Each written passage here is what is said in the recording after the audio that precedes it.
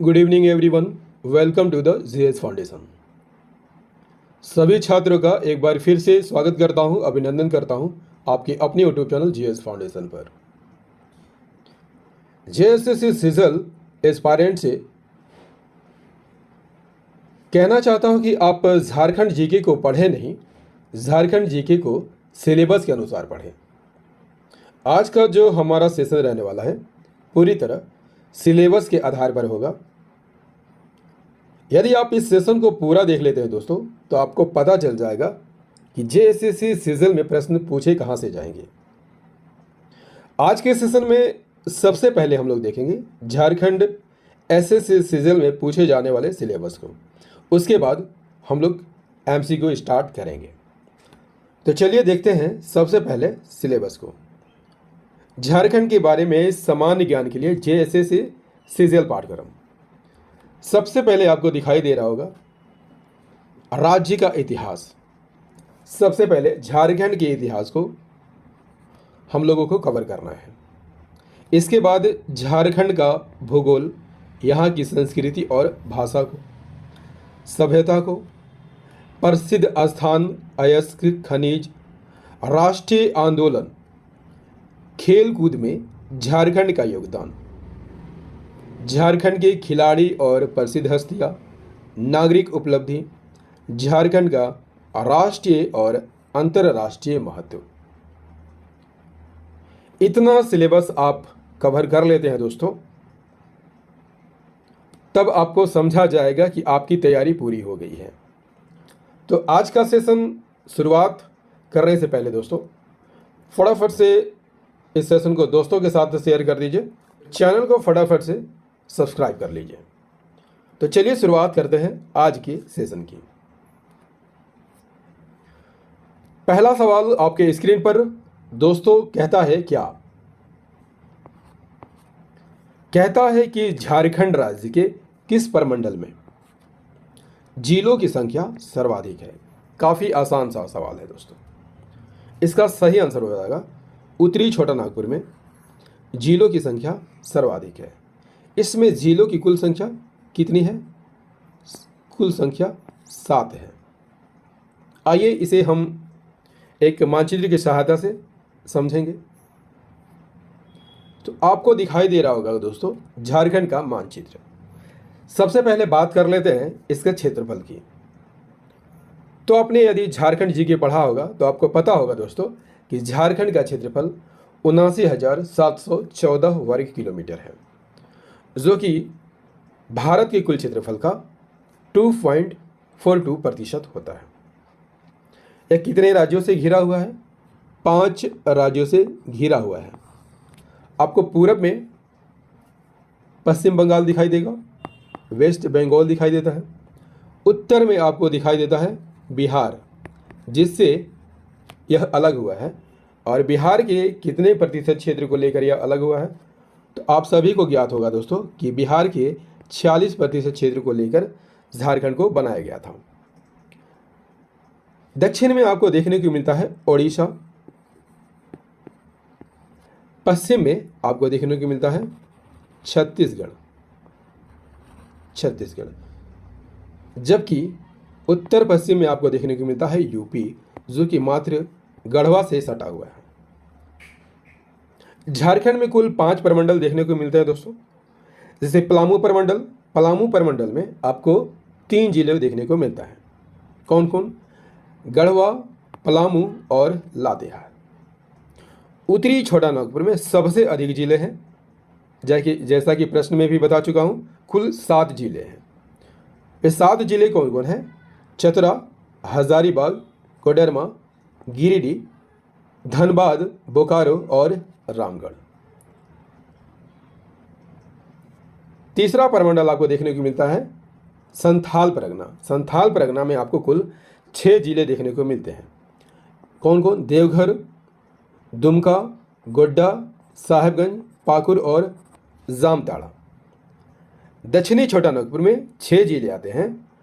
इसमें कौन कौन जिले शामिल हैं? रांची, खूंटी, गुमला, लोहरदगा और सिमडेगा। और सबसे अंत में कोल्हान जो कि सबसे अंत में बनाया गया है, कोल्हान को, इसमें 3 जिले आते हैं, पूर्वी सिंहभूम, पश्चिमी सिंहभूम और सरायकेला खरसावां। आई होप सारी बातें यहाँ पर क्लियर हो गई होगी दोस्तों। कर लेते हैं next question. Question number 2, Jharkhand राज्य के नए प्रतीक चिन्ह में सौर चित्रकारी के कितने नर्तकों को दिखाया गया है? Answer is the option number D, 48 नर्तकों को दिखाया गया है।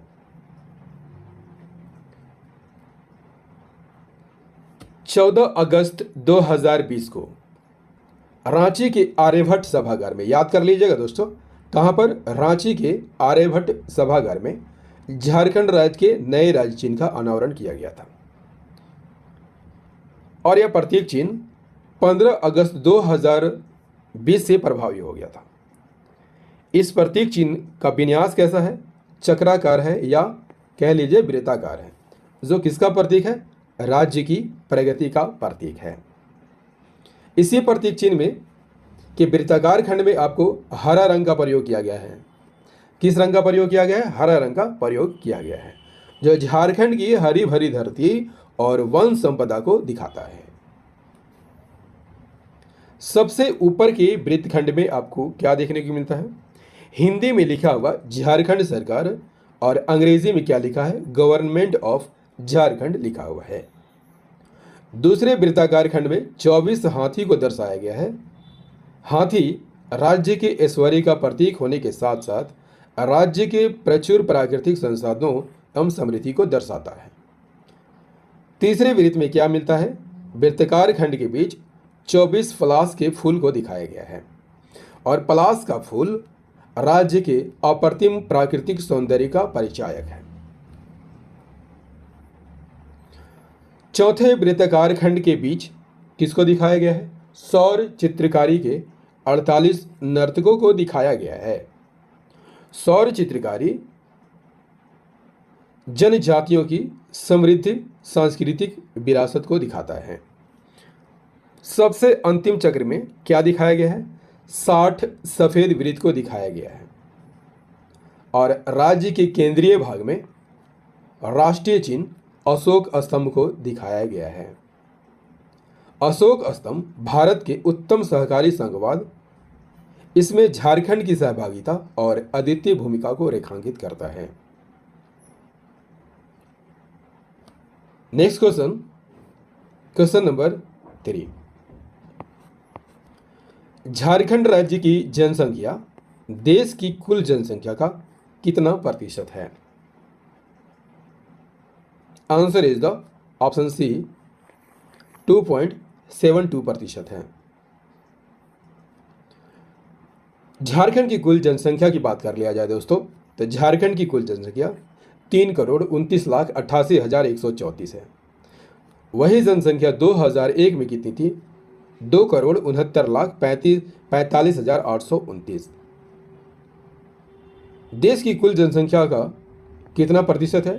2.72% है और जनसंख्या की दृष्टि से देश में इसका स्थान 14वां है। Next question, question number 4, Jharkhand प्रदेश का सर्वप्रथम उल्लेख मिलता है किसमें मिलता है? आपको यहां पर आंसर करना है। झारखंड प्रदेश का सर्वप्रथम उल्लेख किसमें मिलता है?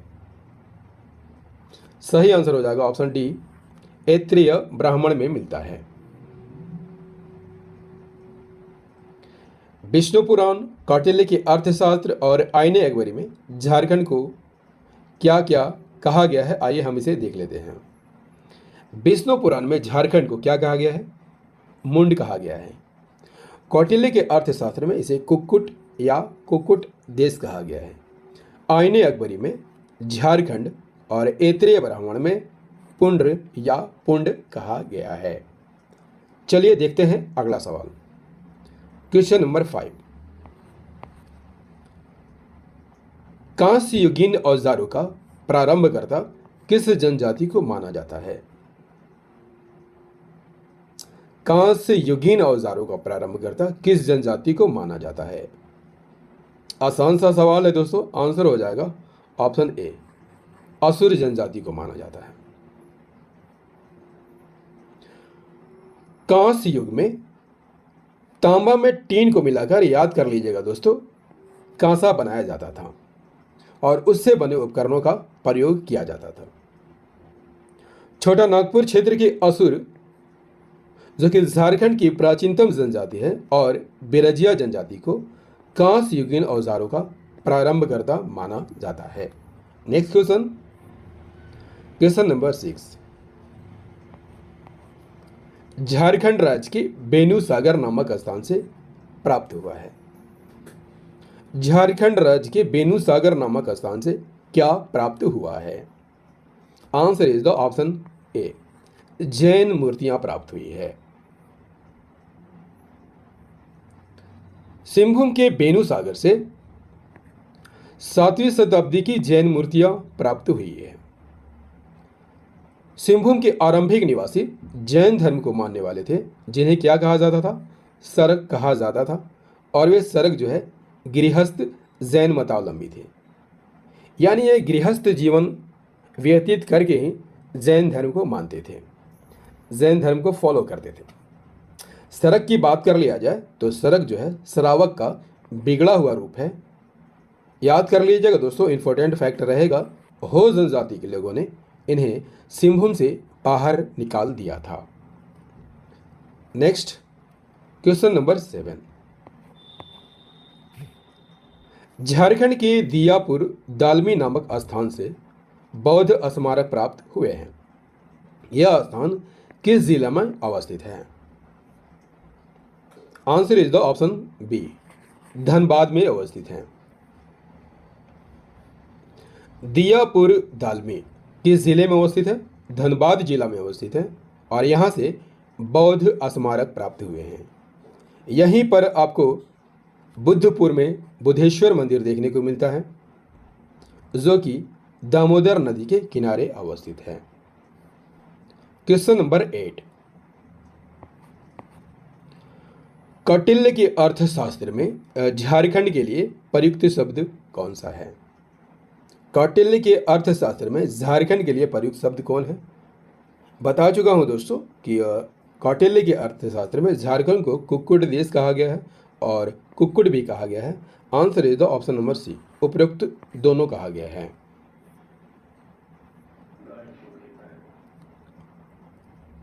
कौटिल्य के अर्थशास्त्र में झारखंड क्षेत्र को कुक्कुट और कुक्कुट देश नाम से संबोधित किया गया है। कौटिल्य के अनुसार कुक्कुट देश में कैसी शासन प्रणाली थी? गणतंत्रात्मक शासन प्रणाली थी। कौटिल्य के अर्थशास्त्र के अनुसार चंद्रगुप्त मौर्य ने आट्विक नामक एक पदाधिकारी की नियुक्ति की थी। इसका उद्देश्य क्या था? जनजातियों का नियंत्रण, मगध साम्राज्य के लिए इनका उपयोग और शत्रुओं से इनके गठबंधन को रोकना था।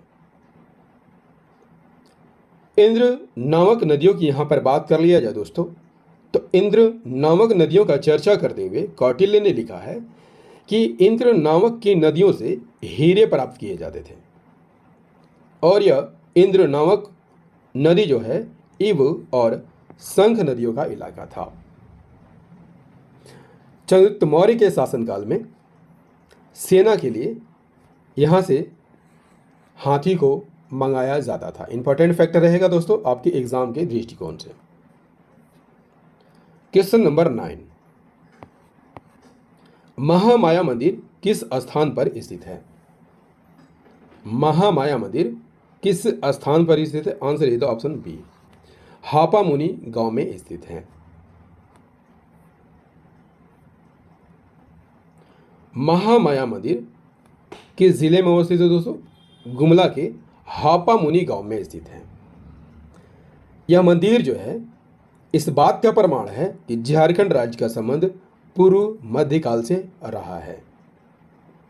इस मंदिर का निर्माण किसने कराया था? गजघंट राय ने कराया था। कब कराया था? 908 ईस्वी में कराया था।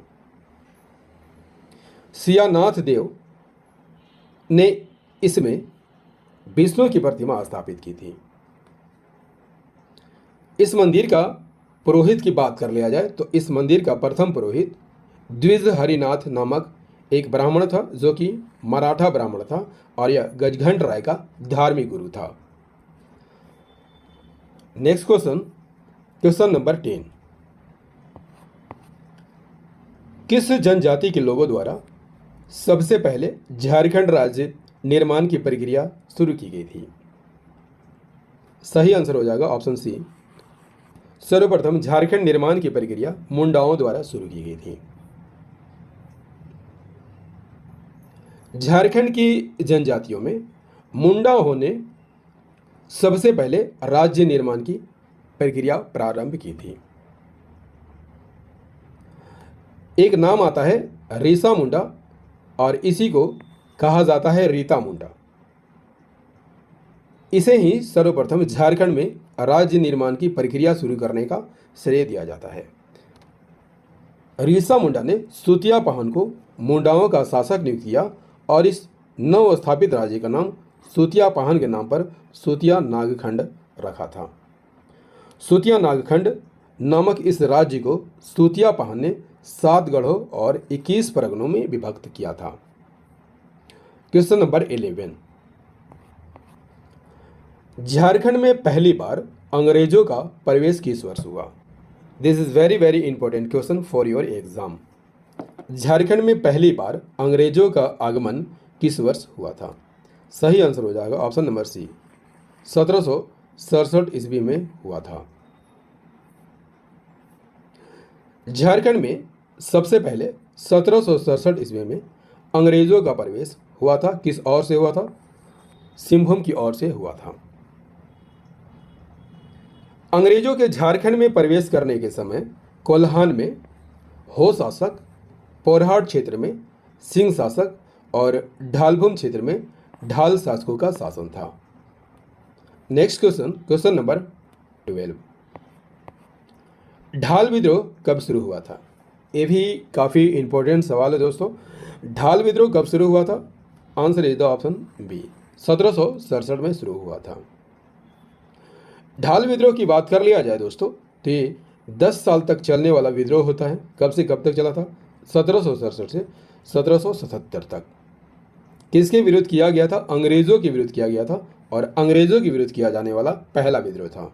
किसके नेतृत्व में हुआ था? जगन्नाथ ढाल के नेतृत्व में हुआ था। क्यों हुआ था? क्योंकि अंग्रेजों द्वारा इनके भाई नेमू ढाल को राजा बना दिया जाता है। यह विद्रोह कब तक चलता है? तब तक चलता है दोस्तों जब तक पुनः जो है जगन्नाथ ढाल को राजा नहीं बना दिया जाता। इस विद्रोह के दमनकर्ता कौन थे? लेफ्टिनेंट रुक और चार्ल्स मैगन। Question number 13। निम्नलिखित में से किस क्षेत्र के भूमिजों को चुवार या चुआड़ कहा जाता था?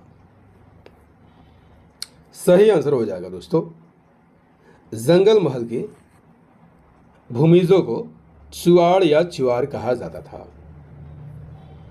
चुआर विद्रोह कब से कब तक चला था? 1769 से 1805 तक चला था।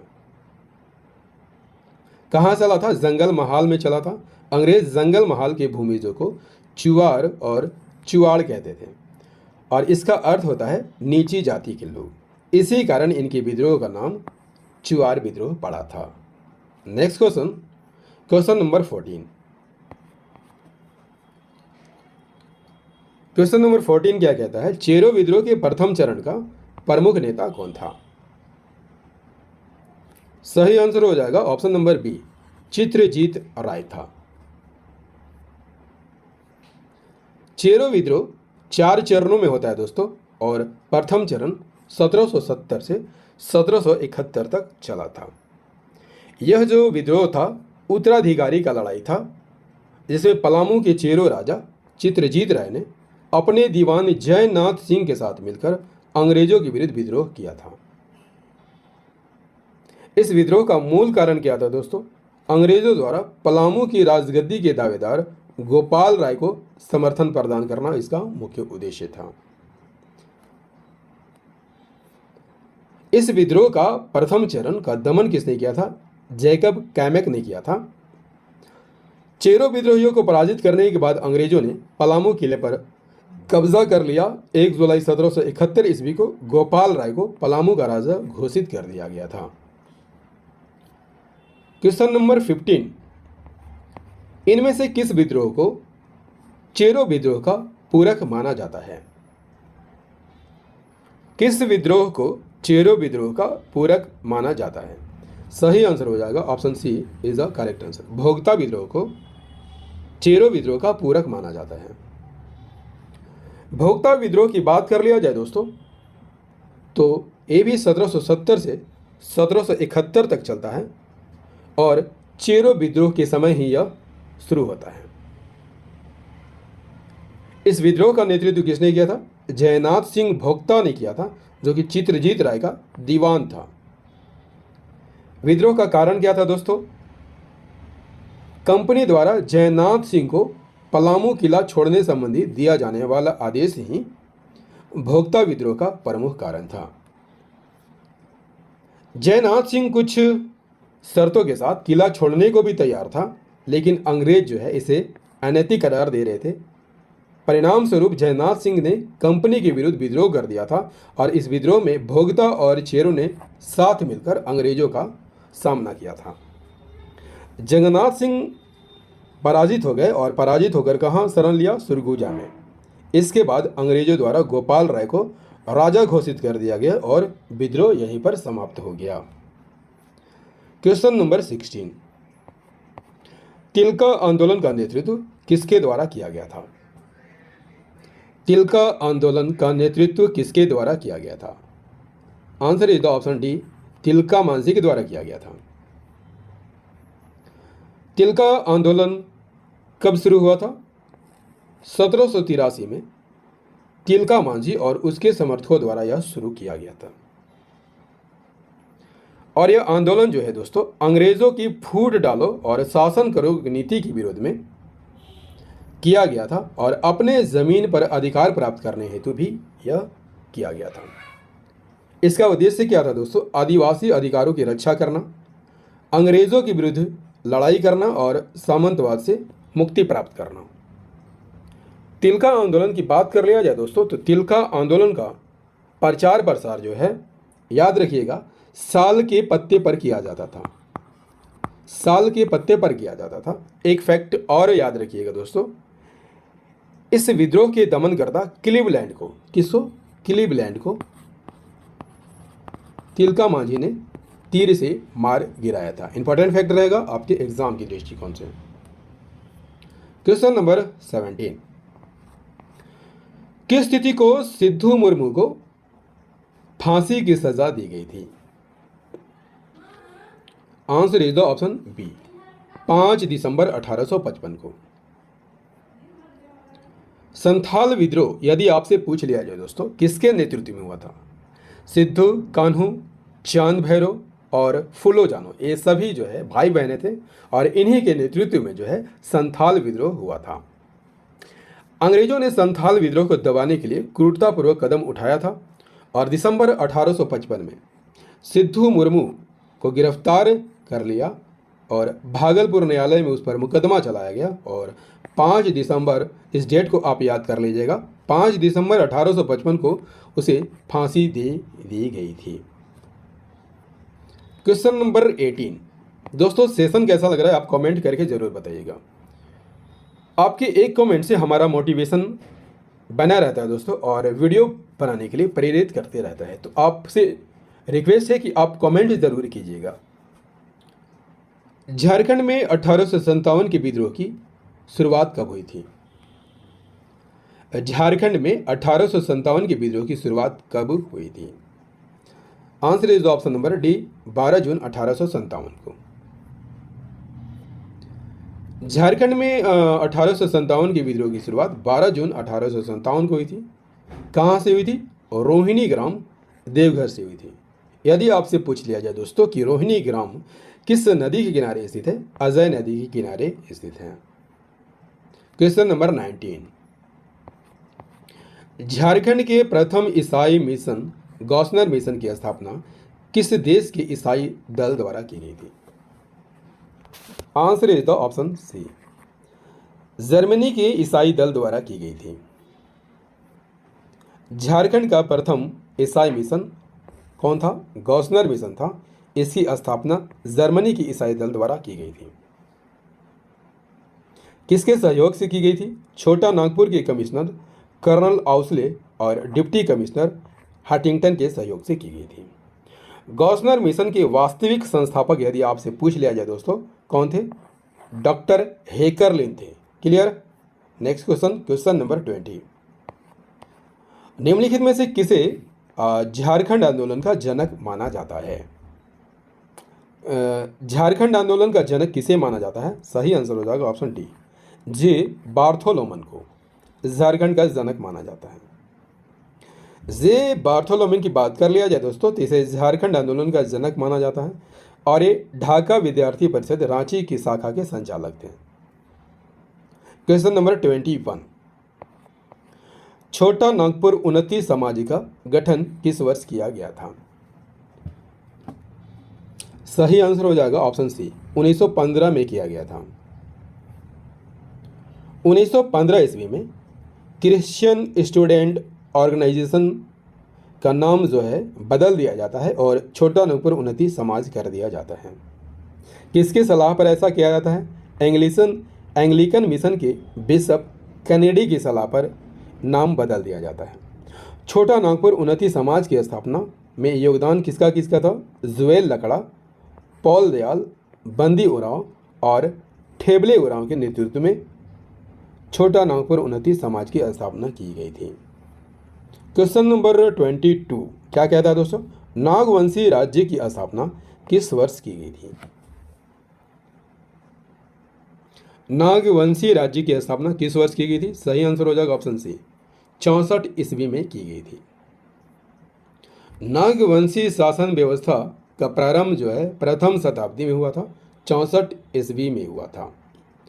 इसकी स्थापना किसने की थी? फनी मुकुट राय ने की थी और फनी मुकुट राय इस शासन व्यवस्था के प्रथम शासक थे। Question number 23।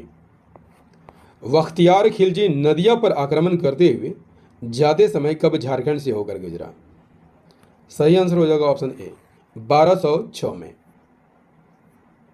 बख्तियार खिलजी नदिया पर आक्रमण करने जाते समय 1206 में झारखंड से गुजरा था। Question number 24। रांची नगर निगम की स्थापना किस वर्ष की गई थी? सही आंसर हो जाएगा ऑप्शन बी, 1979 में की गई थी। रांची नगर निगम की स्थापना 15 सितंबर 1979 को हुई थी। क्वेश्चन नंबर 25 इस सेशन का अंतिम प्रश्न है दोस्तों, इनमें से किस जनजाति की शासन व्यवस्था को मुंडा शासन व्यवस्था के नाम से जाना जाता है? सही आंसर हो जाएगा दोस्तों, मुंडा जनजाति के शासन व्यवस्था को मुंडा शासन व्यवस्था के नाम से जाना जाता है। Option number C is the correct answer. दोस्तों झारखंड जीके का ये सेशन आपको कैसा लगा? उम्मीद करता हूँ दोस्तों झारखंड जीके का ये सेशन आपको काफ़ी अच्छा लगा होगा। यदि सेशन पसंद आया हो दोस्तों तो इसे शेयर कर दीजिएगा और यदि आप भी इस चैनल पर नए हैं तो चैनल को फटाफट से सब्सक्राइब कर लीजिएगा और बेल आइकन को प्रेस कर लीजिएगा। और हाँ दोस्तों याद रखिएगा मेरी वीडियो डेली रात को 8 बजे आती है, तो इसे रोज़ देखना मत भूलिएगा। मिलते हैं अगले सेशन में, तब तक के लिए जय हिंद, धन्यवाद।